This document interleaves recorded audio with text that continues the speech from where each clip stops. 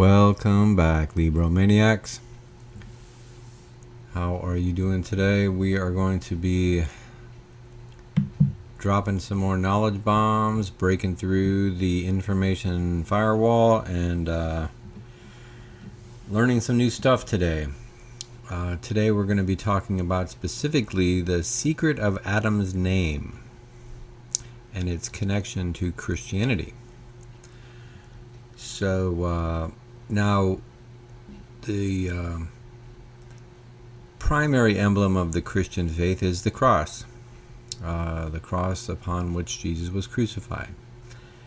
And that symbolism, while it is the primary symbolism of Christianity, it is foreshadowed in the Old Testament. For example, in the book of Ezekiel, Ezekiel sees a vision of God, and God is riding a chariot, and the chariot is being pulled by four living creatures. And in Ezekiel, it describes their faces. It says, "As for the appearance of their faces, the four had the face of a human being, the face of a lion on the right side, the face of a bull on the left side, and the face of an eagle. Such were their faces."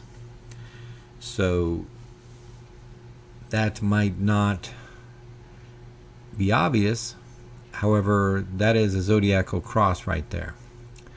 Up in the night sky, Taurus and Leo and the eagle and the human face correspond to the signs of Taurus, Leo, and the eagle is Aquila. Now, normally you have the scorpion in the zodiac. However, a lot of ancient zodiacs had instead serpents, the serpent, because it's actually, they're next to each other, and that sign, apparently the serpent is more in that sign than the scorpion. So that was a more popular emblem. However, nearby the serpent is the eagle grasping it. So if you look at some of those old astronomy maps, they'll show like the eagle clasping on with its claws to the serpent. And so that's the symbolism they're going with, which makes sense because the serpent is the villain of the Garden of Eden story. So they're not going to emphasize that symbolism. They're going to instead swap it out with the eagle, since it's right nearby, and it's a better symbolic choice. So right there you have a zodiacal cross with those four faces, and but that is not the only cross symbolism that appears in the Old Testament. Well, at least, so there's a tradition about Adam and his name being an acronym. And according to the second book of Enoch, after creating Adam, the Lord declared, "And I appointed him a name from the four component parts, from the east, from the west, from the south, from the north. And I appointed for him 4 special stars, and I called his name Adam." Now, in the Septuagint, which was the original Bible used by the original Christian movement, that's written in Greek. And so the Greek words for the 4 cardinal points, for east it's Anatole, for west it's Deuces, for north it's Arctos, and for south it's Mesembria. So right there you have this acronym. The first letters of each of those spell out the name Adam, A-D-A-M. So that's just not some unique thing to the second book of Enoch. It's also mentioned, it's alluded to in the Apocryphon of John, also known as the Secret Book of John. In that book, it talks about the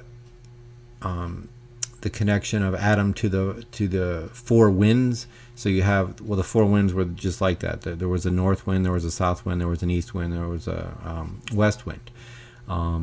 It also appears in an alchemical commentary written by Zosimus of Panopolis. And even one of the Sibylline books talks about Adam's name being an acronym for the 4 cardinal points. So you have, again, this cross symbolism associated with Adam. But that's not all. There's also, so in the Haggadah, it talks about Adam's clay being collected from the 4 corners of the earth. According to the Haggadah, it said, when at last the ascent of the angels to the creation of man was given, God said to Gabriel, "Go and fetch me dust from the 4 corners of the earth, and I will create man therewith." So Gabriel went to the 4 corners of the earth and collected clay from the 4 corners of the earth and then brought them back, and that's the clay that was used to make Adam. So the 4 corners are north, south, east, and west. So once again, you have Adam associated with the north, south, east, and west. And in the cave of treasures, the first man was Adam was created from the 4 elements. It says in the cave of treasures is a apocryphal text that was really popular with the early Christians, and it says in the cave of treasures, God took the whole mass of the earth, 1 grain of dust, and from the whole nature of water 1 drop of water, and from all the air which is above 1 puff of wind, and from the whole nature of fire a little of its heat and warmth. And the angel saw that when these 4 inert materials were placed in the palm of his right hand, that is to say, cold and heat, dryness and moisture, God formed Adam. So you have this idea again of now the 4 elements, the 4 elements of fire, air, water, and earth. These also correspond to the 4 points of the compass. They symbolize they correspond to the 4 seasons. So you have fire corresponding to summer, the heat of the summer being symbolized by the fiery heat of the sun. You have spring being symbolized by the air, the spring winds that blow in and breathe life into everything. So you have the air being symbolized by spring. You have water being symbolized by winter. This is when the rains happen. Now, in northern climates, the rains are snow, but in more temperate climates, the winter brings these rains. So you have water being symbolized by winter. And then the fall is the time of the harvest, when you harvest the earth, and the earth brings forth its bounty. So the element of earth was associated with autumn. So once again, you have these 4 points of the compass here, because that's, the 4 seasons make a cross, just like the 4 directions make a cross, and the 4 elements make a cross. So all this cross symbolism is tied in with Adam. Now, Jesus is regarded as the new Adam. Jesus is he frequently calls himself the Son of God, but he also calls himself the Son of Man. That word for man is actually Adam. So he's saying, I'm the son of Adam. He's essentially identifying himself as this, he's the new covenant. He's the New Testament. He's the new Adam.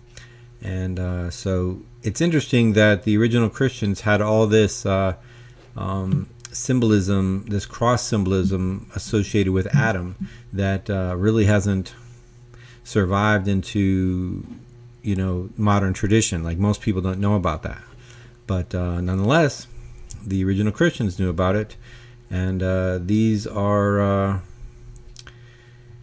things worth knowing if you like getting into Bible study. So there you have it.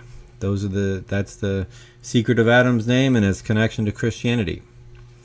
Thank you for tuning in, and we will see you next time on Libromaniac.